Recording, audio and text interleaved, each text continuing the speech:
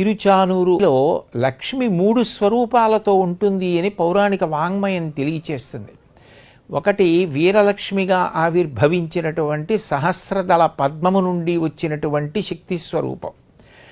అదే తల్లి వ్యూహలక్ష్మిగా కొండ మీద ఉన్నటువంటి వెంకటేశ్వరుడి యొక్క హృదయ స్థానమునందు ఆసీనురాలయ్యుంది.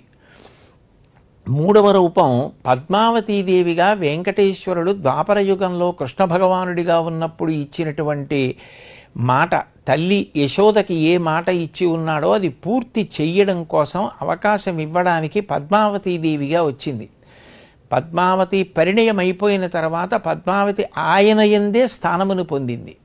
కాబట్టి 3 రూపాలుగా ప్రకాశిస్తోంది అని మనకి పౌరాణిక వాంగ్మయం చేత తెలుస్తుంది. అందులో ఈ వ్యూహలక్ష్మీ స్వరూపం, వీరలక్ష్మీ స్వరూపం ఏదైతే ఉందో ఆవిడ ఈ సహస్ర దళములు కలిగినటువంటి బంగారు కమలము నుండి ఆవిర్భవించింది. కార్తీక మాసంలో శుక్లపక్షంలో పంచమి తిథి నాడు ఆమె ఆవిర్భవించింది.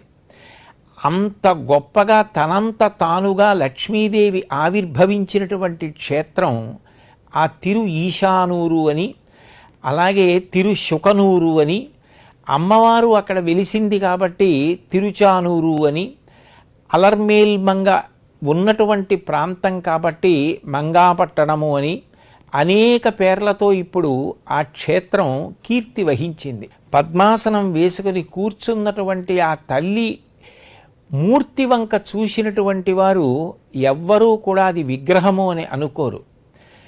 అపారమైన మాతృభావన కలిగి సాక్షాత్ తల్లి ఎదురుగుండా కూర్చుని ఉంది అన్న భావన పొందుతారు. మనసంతా కూడా అంత శాంతితో నిండిపోతుంది.